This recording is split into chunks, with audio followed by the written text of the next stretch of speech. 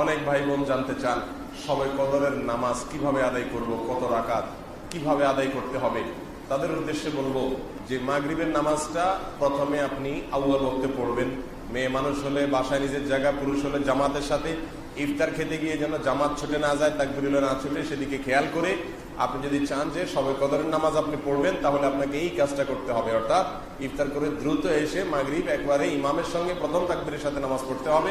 মেয়ে মানুষ হলে বাসায় প্রথম ওয়াক্তে সুন্দর করে ধীরস্থিরতার সাথে মাগরিব পড়তে হবে। শবে কদরের নামাজ শুরু হয়ে গেছে কিন্তু মাগরিবের মাধ্যমে।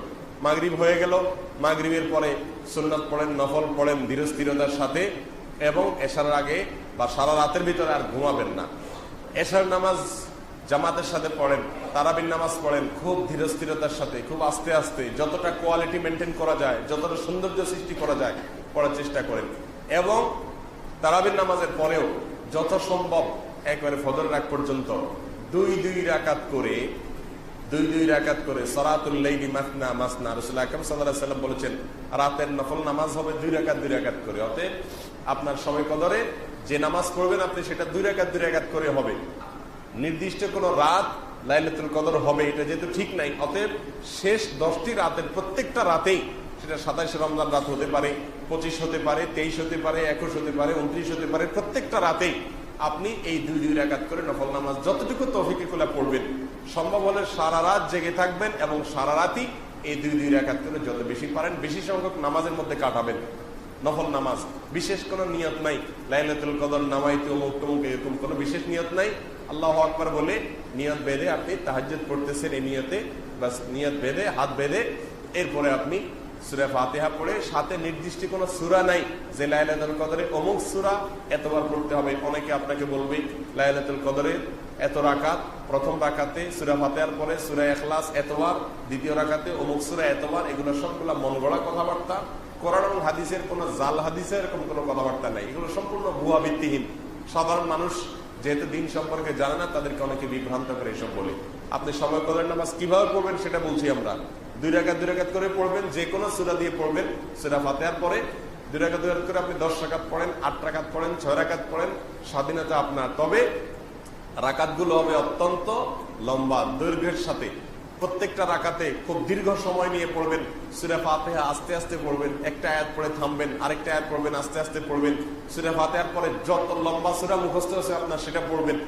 একবারে যদি মনের চাহিদা না মেটে তো আবার পড়েন, একই সূরা 2 বা 3 বার পড়েন, সমস্যা নেই। 4-5টা সূরা এক রাকাতে পড়েন, অসুবিধা নাই। আলাম তারা থেকে নাস পর্যন্ত এক রাকাতে পড়ে ফেলান, কোনো অসুবিধা নাই। আপনার রাকাত লম্বা করা দরকার, দীর্ঘ রাকাত করেন।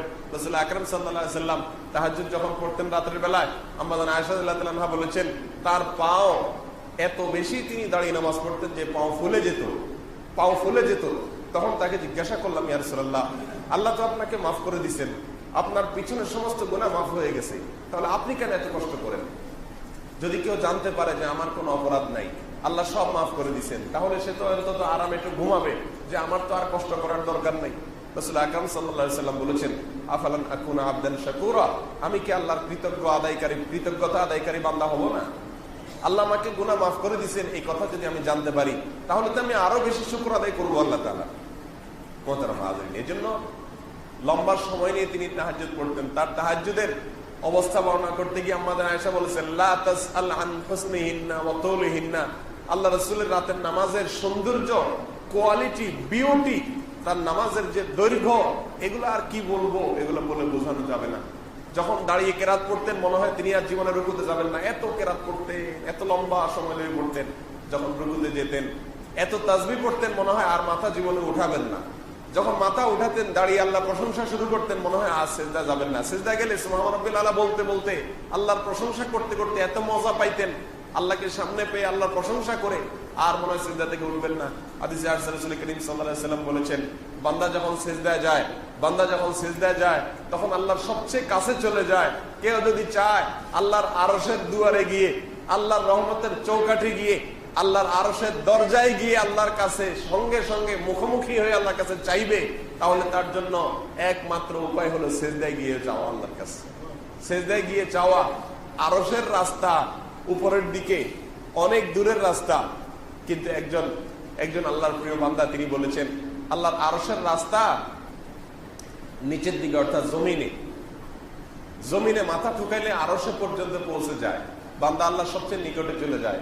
অতএব রাত্রে সেজদায় গিয়ে লম্বা সময় সেজদা নিয়ে সেজদায় আপনি তাসবিহ পাঠ করুন, সেজদায় কোরআন হাদিসে বর্ণিত দোয়াগুলো আপনার আল্লাহর কাছে বলুন, চাইতে থাকুন আল্লাহর কাছে, মনে মনেও চাইতে পারেন, তাসবিহ পড়তে পারেন। এভাবে লাইলাতুল কদরের রাতকে আপনি কাটায় দেন। লম্বা এক রাকাত নামাজ 10 মিনিট, 15 মিনিট, 20 মিনিট, আধা ঘন্টা সময় কাটায় দেন। এভাবে 2 রাকাত, 4 রাকাত, 6 রাকাত নফল নামাজ পড়েন। এটা হলো লাইলাতুল কদরের নামাজ। বিশেষ কোনো সংখ্যা ঠিক করা হয় নাই, এত রাকাত পড়তে হবে, এই সূরা এতবার পড়তে হবে, এরকম কোনো নির্দিষ্ট করা হয় নাই। বরং আপনার যত খুশি আপনি পড়েন এবং কিছু সময় নামাজ পড়েন, কিছু সময় দোয়া করেন, কিছু সময় জিকির করেন, কিছু সময় তাসবিহ পড়েন, হ্যাঁ, কিছু সময় আল্লাহর কাছে কান্নাকাটি করেন, কিছু সময় কোরআন তেলাওয়াত করেন, হ্যাঁ, কিছু সময় আল্লাহর অপরাধের কথা স্বীকার করে, আল্লাহর কাছে অপরাধের কথা স্বীকার করে ক্ষমা চান। একা একা যথাসম্ভব নির্জনতায় দলবদ্ধভাবে ইবাদত করার কোনো গুরুত্ব নাই। যথাসম্ভব একা একা হারিয়ে যান, লুকিয়ে যান, বাসার সবার চোখ থেকে আড়াল হয়ে যান, সম্ভব হলে ছাদে চলে যান, গিয়ে আল্লাহর কাছে কান্নাকাটি করে চান। আল্লাহ আমাদের সবাইকে তৌফিক